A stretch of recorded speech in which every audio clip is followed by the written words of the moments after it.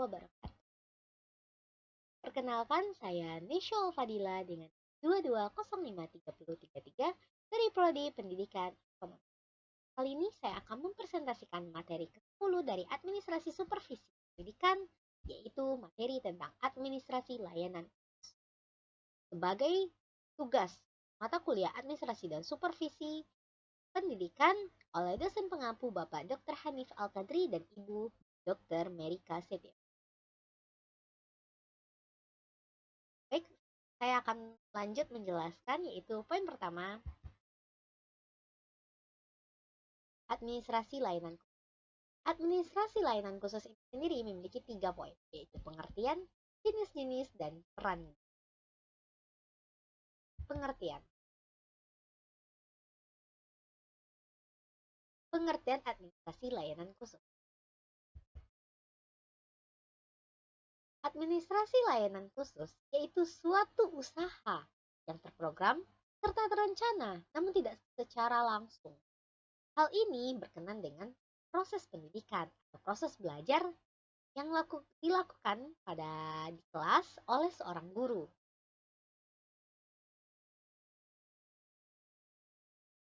Menurut Kusmi Tarjo, mengemukakan bahwa sekolah tidak akan berfungsi jika tidak ada sesuatu yang membuatnya berfungsi. Dalam sebuah pendidikan harus mempunyai unsur-unsur yang meliputi administrasi. Unsur dalam administrasi sekolah sendiri itu mempunyai fungsi, hubungan, dan ketergantungan dengan komponen-komponen lain.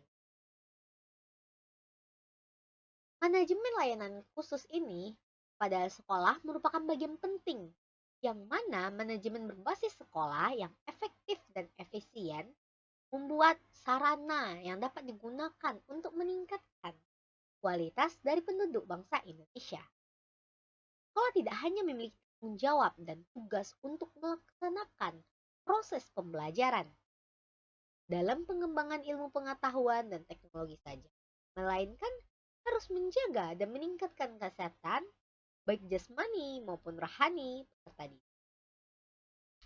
Sebagaimana yang terdapat dalam Undang-Undang Nomor 19 Tahun 2005 tentang Standar Nasional Pendidikan pada Bab 2 Pasal 2 yang memuat tentang adanya tujuan pendidikan nasional untuk memenuhi tugas dan tanggung jawab tersebut, maka sekolah memerlukan suatu manajemen layanan khusus yang dapat mengatur segala kebutuhan peserta didiknya sehingga tujuan pendidikan tersebut dapat.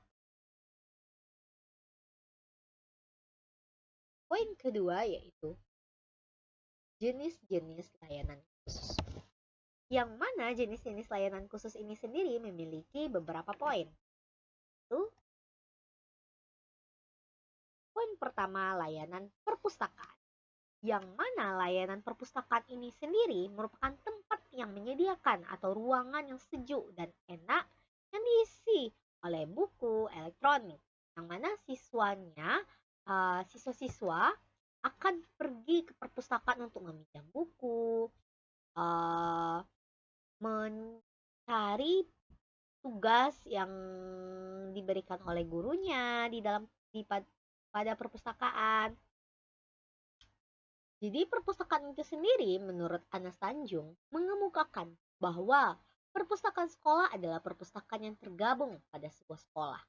Dikelola sepenuhnya oleh sekolah yang bersangkutan dengan tujuan utama membantu sekolah untuk mencapai tujuan khusus sekolah dan tujuan pada pendidik. Perpustakaan merupakan salah satu unit yang memberikan layanan kepada peserta didik dengan maksud membantu dan menunjang proses pembelajaran di sekolah, melayani informasi-informasi yang dibutuhkan, serta memberikan layanan rekreatif melalui koleksi bahan pustaka. Selanjutnya yaitu layanan laboratorium. Layanan laboratorium ini sendiri merupakan kegiatan yang melaksanakan kerja ilmiah seperti praktikum, observasi, penelitian, demokrasi, dan pembuatan model-model dalam kegiatan belajar mengajar. Menurut Anas Tanjung juga mengatakan bahwa laboratorium ini dapat dibedakan atas beberapa jenis.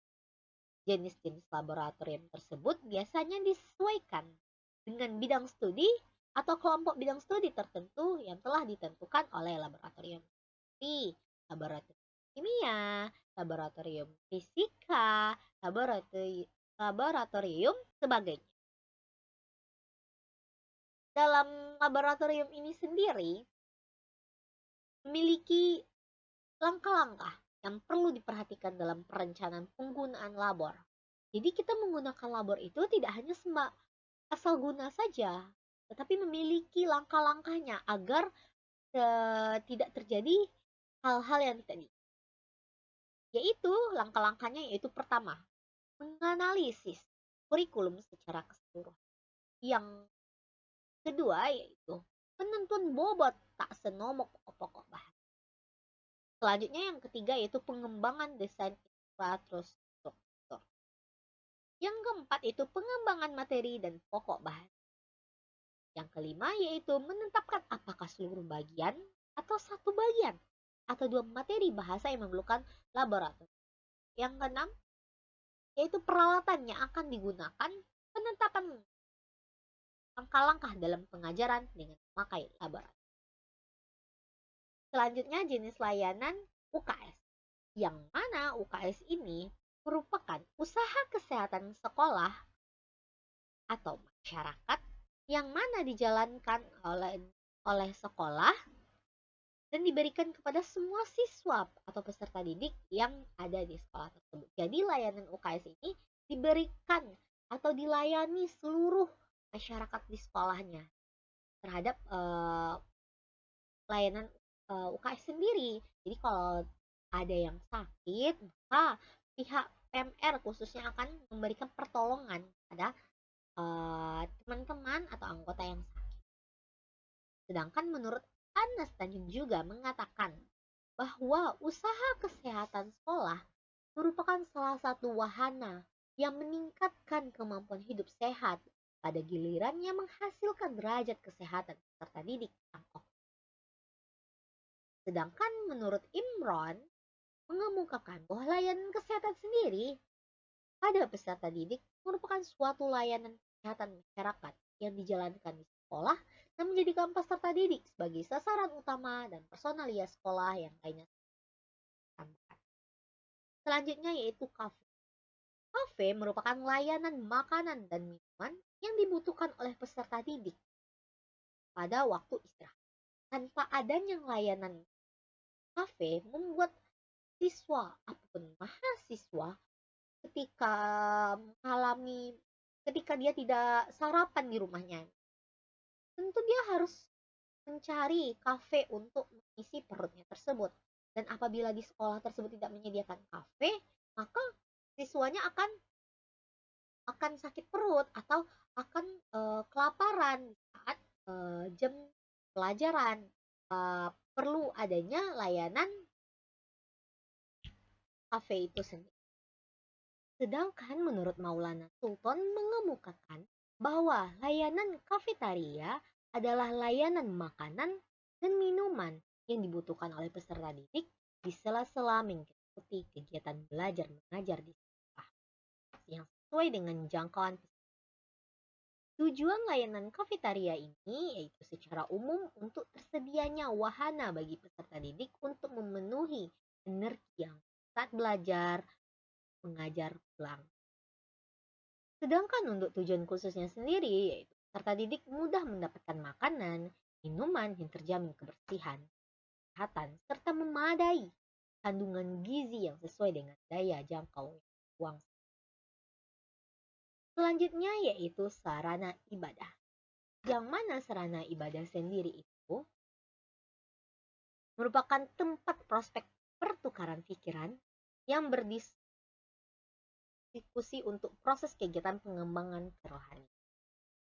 Seperti pada sekolah, layanan rumah peribadahan ini sangat diperlukan. Yang mana rumah peribadatan ini merupakan sebuah layanan yang diberikan sekolah dengan maksud agar layanan tersebut bisa digunakan untuk ibadah maupun melaksanakan kegiatan keagamaan, serta bisa membentuk kerohanian bagi peserta didik, khususnya dari pihak sekolah lain pada umumnya, agar bisa menjadi manusia yang baik dan beriman. Dengan adanya sebuah layanan rumah peribadatan di sekolah ini sangat menunjang terhadap proses pembelajaran, yang mengingat pembelajaran bisa dilakukan di mana saja, termasuk salah satunya di rumah beribadah. Adapun layanan rumah peribadatan yang bisa dilakukan di sekolah yaitu masjid ataupun gereja untuk sekolah yang ada umat yang memiliki banyak umat Kristen. Selanjutnya yaitu asrama. Asrama menurut Maulana Sultan mengatakan bahwa para peserta didik khususnya jenjang pendidikan menengah dan pendidikan tinggi, terutama bagi mereka yang jauh dari orang tuanya, diperlukan asrama. Seperti saat sekarang ini. Saya sebagai seorang mahasiswa tentu memiliki keinginan untuk kuliah tempat yang saya ingin. Maka saya harus rela meninggalkan rumah untuk bisa menggapai sekolah yang saya ingin. Maka saya harus tinggal di asrama ataupun kontrakan. Maka perlu adanya layanan asrama dari pihak kampus maupun pihak sekolah. Dengan adanya asrama membuat mahasiswa ataupun siswa yang ingin bersekolah di tempat tersebut tidak kesulitan dalam berpergian untuk menempuh sekolah. Selanjutnya yaitu koperasi. Yang mana koperasi ini menurut Maulana Sultan mengatakan bahwa pendidik para peserta didik untuk dapat berwirausaha. Koperasi sekolah adalah koperasi yang dikembangkan di sekolah, baik sekolah dasar, sekolah menengah atas, maupun sekolah menengah. Dalam pengelolanya melibatkan guru dan personalia sekolah. Koperasi peserta didik atau bisa disebut dengan koperasi siswa adalah koperasi yang ada di sekolah, tetapi pengelolanya adalah oleh peserta didik. Kedudukan guru di dalam Kopsis adalah sebagai pembimbing, yang mana memiliki tujuan khusus pada Kopsis. Itu pertama, menanamkan rasa solidaritas sosial di antara peserta didik dan sekolah. Yang kedua itu melatih hidup gotong royong. Yang ketiga itu mempertinggi rasa kekeluargaan di antara para peserta didik. Yang keempat, melatih peserta didik berorganisasi. Selanjutnya yaitu melatih peserta didik menyimpan dan mengembangkan modal melalui komunitas. Selanjutnya, menanamkan pengertian kepada peserta didik akan arti pentingnya akumulasi dan penyaluran modal sehingga modal tersebut tidak terhenti. Dan selanjutnya, memberikan bantuan kepada peserta didik yang membutuhkan kredit. Maka fungsi Kopsis secara umum adalah wahana pendidikan koperasi kepada peserta didik. Lebih jauh lagi, fungsi Kopsis adalah membentuk kader-kader koperasi di dalam masyarakat. Selanjutnya, fungsi jenis layanan terakhir yaitu layanan transportasi. Yang mana layanan transportasi ini pada transportasi sekolah merupakan sebuah layanan khusus yang dikelola oleh sekolah dan mempunyai fungsi sebagai media antar jemput pada sekolah tersebut. Mulai dari siswa berada di rumah, sampai datang ke sekolah, dan menuju rumah masing-masing kembali. Melaksanakan kegiatan di sekolah merupakan fungsi adanya transportasi sendiri dapat meningkatkan pelayanan kepada pelajar. Dengan demikian, itulah 8 jenis layanan pada administrasi khusus di sekolah. Selanjutnya, itu peran guru dalam administrasi layanan. Yang mana peran guru dalam administrasi layanan ini